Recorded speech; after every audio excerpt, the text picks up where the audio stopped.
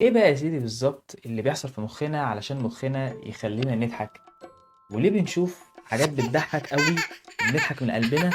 وليه نشوف حاجة ما بتضحكش خالص وبايخة مع ان في ناس تانية ممكن تلاقيها بتضحك؟ اول نظرية هي نظرية عدم الاتساق. دي معناها ان تكون الحاجة مش راكبة على بعضها او مش راكبة على الموقف اللي هي فيه. النظرية دي بتقول او بتستند على ان مخنا ده بيتوقع تسلسل عادي للأحداث. يعني مثلا في كل موقف مخك بيكون عارف ايه الحاجة اللي هي المفروض تكون بتحصل دلوقتي حسب السياق الاجتماعي العام. يعني هو متوقع ان في العزاء كل الناس تكون زعلانة، ومتوقع ان في الفرح كل الناس تكون فرحانة وبتهيص وبترقص. لكن لو حصل اختلاف، حاجة مش راكبة على بعضها، هنا المخ يتفاجئ، فمخنا بيستجيب أو بيعمل رد فعل على المفاجأة دي اللي هي حاجة غريبة أو حاجة غير متوقعة. رد فعله ده بيكون حاجة من اتنين: يا إما يخاف أو يضحك. يخاف لو الحاجة المفاجأة دي الغير متوقعة دي مضرة، ولكن لو الدنيا أمان وهو حس إن حاجة مش متوقعة حصلت بس الدنيا أمان، فبالتالي تمام فبيضحك.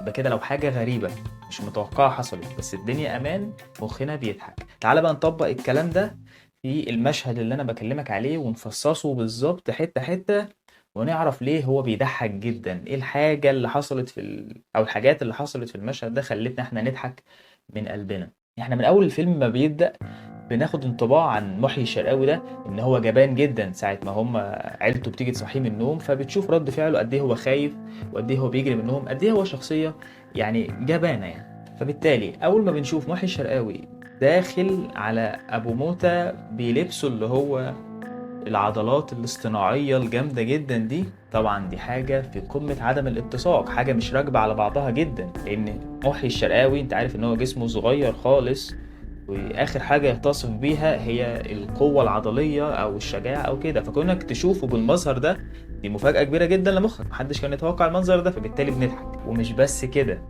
عشان نعلي اكتر عدم الاتساق او نعلي المفاجأة اكتر على مخنا، بتشوف تعبيرات وش محيي الشرقاوي اللي هي فيها ثقة متناهية، وهو بيعمل كده وبتاع وعنده ثقة جبارة جدا. فانت عارف في دماغك شخصية محيي الشرقاوي ان هي عكس كده تماما، فالتعبير الوش ده بيعمل لمخنا مفاجأة او حاجة مش متوقعة، بالتالي بيعلي على الموضوع فبنضحك اكتر. وعشان نعلي على كده اكتر بنشوف ابو موتة وهو يبدو وكأنه قلقان من محي الشرقاوي دوت اللي هو بيقول. الشراوي بعت لنا فندم ولا ايه؟ فطبعا احنا بنضحك جدا لان احنا عارفين محي الشرقاوي الاصلي وعارفين ان هو عكس المنظر ده تماما، فبالتالي في حاجات كتير كده مش راكبة على بعضها، فبالتالي بنضحك اكتر. ومش بس كده، لما نسمع كلمة السر، يا لهوي لما نسمع كلمة السر يوم ورا يوم حبيبي، تعال نفصص الجملة دي أو كلمة السر دي ونشوفها هي ليه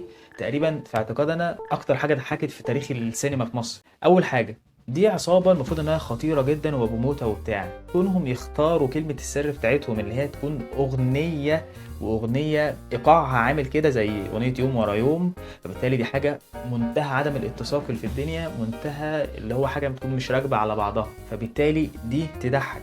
وغير كده كمان تعبيرات الوش اللي عليهم كلهم اللي هي التعبيرات الجدية جدا. نشوف تعبير وش برضو محي الشرقاوي وهو بيرد يقول لهم يوم ورا يوم، وهم يقولوا حبيبي، وبعد كده يقول مجاني نوم، يقولوا حبيبي، يقول مجاني نوم تاني. التكرار ده بحد ذاته يضحك لان في عدم الاتساق، انت بتكرر ليه في الاغنية؟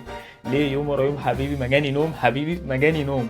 التانية دي ضحكت لانها اصلا زيادة، فدي لوحدها اصلا بتضحك لوحدها في الاغنية من غير الفيلم. فلما تشوف تعبيرات وش محيي الشرقاوي ان هو بيتكلم بحاجه المفروض انها اغنيه مثلا تافهه بالنسبه للموقف، دي صفقه مخدرات وبتاع، ان هو التعبيرات الجديه دي وهو بيقول مجاني نوم اصلا بيتكلموا على اغنيه، عدم الاتساق عمال يزيد، الحاجات اللي مش راكبه على بعضيها عماله تزيد، فبالتالي احنا بنضحك اكتر. فانت كده اكيد خلاص فهمت الفكره. هو فكره اي كوميديا ان الحاجات تكون مش راكبه على بعضها او حاجات تكون فيها مفاجاه او مش متوقعه.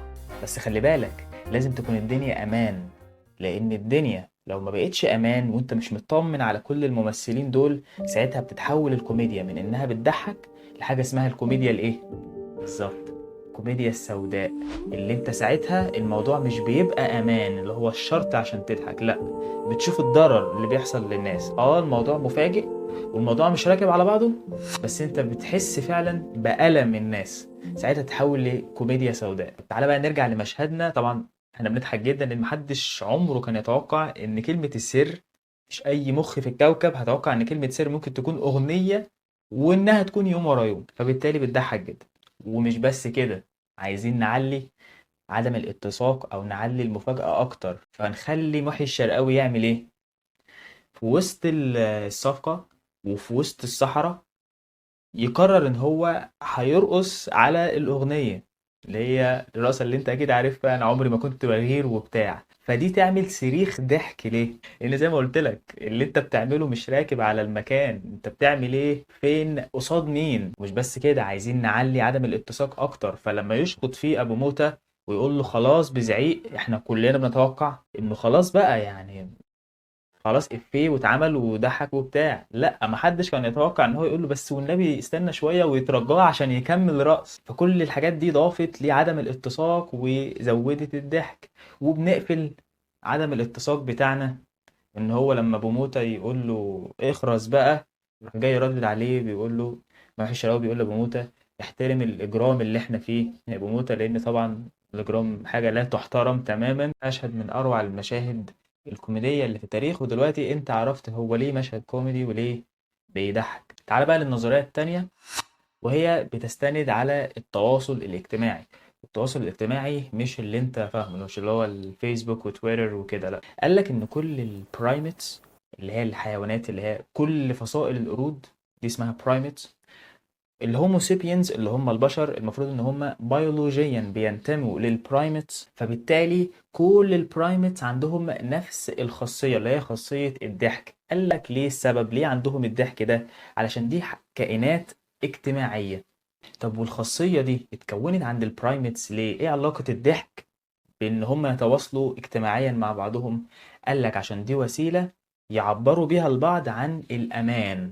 أنا طالما ضحكت لك يبقى أنا حاسس بالأمان، وبقول لك إن أنا أمان، أنا مش هضرك. يعني لو في اتنين شمبانزيز بيتعاركوا مع بعض يعني لو هو لعب هتلاقيهم بيضحكوا، لكن لو فعلا خناقه بجد وقاصدين يقتلوا بعض، ساعتها لا ده هيضحك ولا ده هيضحك. يبقى هي اتكونت عند البرايمتس كتعبير عن اللي انا بحبك او قابلك او حاسس بالامان معاك. كمان احتماليه انك تضحك بتزيد 30% لو انت مع حد، اكتر ما تكون انت بتضحك لوحدك. وبس ده اللي عندي على موضوع الضحك. لو شايف ان الفيديو فادك فما تنساش انك تعمل لايك وتشارك الفيديو مع اصحابك اللي انت بتضحك معاهم، وما تنساش تشترك في القناة علشان ما تفوتكش الفيديوهات اللي جاية. انا نادر رجب، وهشوفك في الفيديو اللي جاي، وسلام.